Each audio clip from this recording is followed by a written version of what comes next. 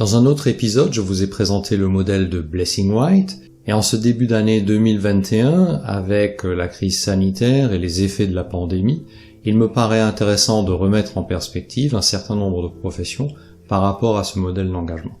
Je suis Christian Oman, bienvenue dans cet épisode.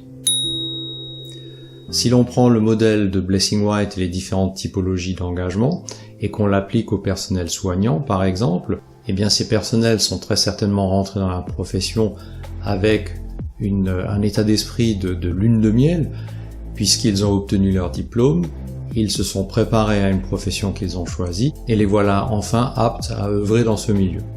Ils sont très certainement mus par une motivation profonde, une espèce de mission qu'ils se donnent individuellement, et donc ils démarrent dans cette phase de lune de miel pour passer à l'engagement, en apprenant leur métier sur le terrain au contact des plus anciens, et très vite, dans cette situation de pandémie, la réalité se montre crûment, avec des manques de moyens, des politiques changeantes, un manque de reconnaissance, beaucoup de fatigue, une lourde charge de travail, finalement peu de reconnaissance, ce qui amène à beaucoup contribuer à ce que les services fonctionnent, mais à y trouver finalement très peu de satisfaction personnelle.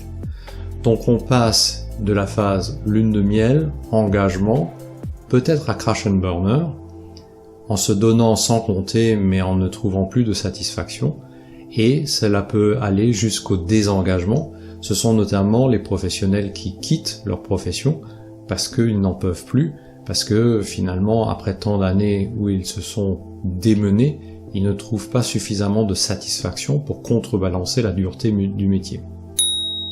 On peut reprendre une trajectoire similaire dans le cas des étudiants.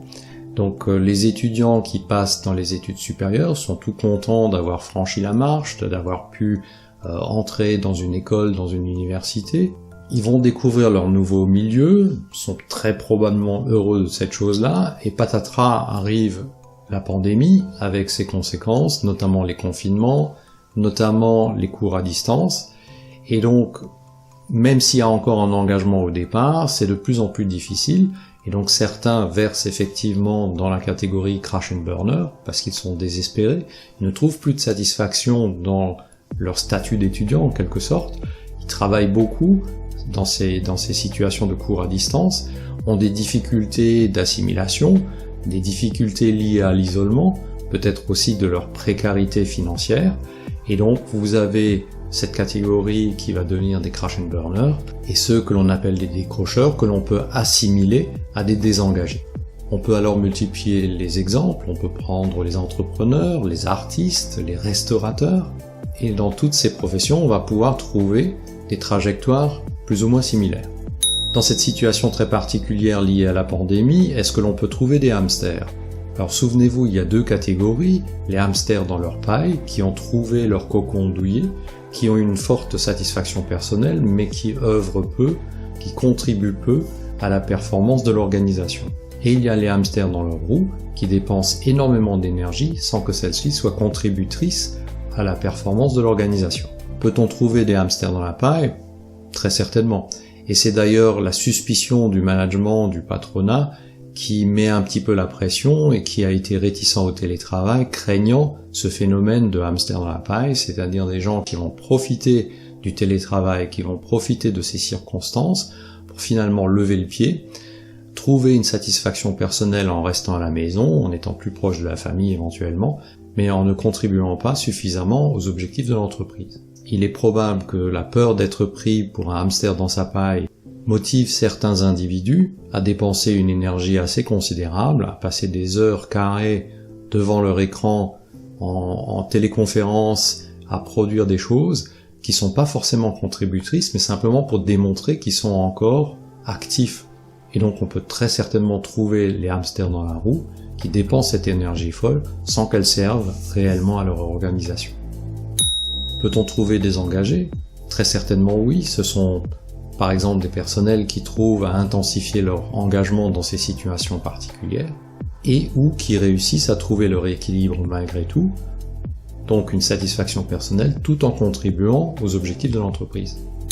La typologie qui n'existe pas en tant que telle dans le modèle de Blessing-White, ce sont les activement désengagés, ceux que l'on peut assimiler à des saboteurs, entre guillemets. Et bien ceux-ci, on va les retrouver dans toutes ces personnes qui refusent les règles, qui les bravent, qui refusent de porter les masques, qui refusent la distanciation, qui ouvrent des établissements qui devraient rester fermés, et on a suffisamment d'exemples de bravades et de défis de ce genre.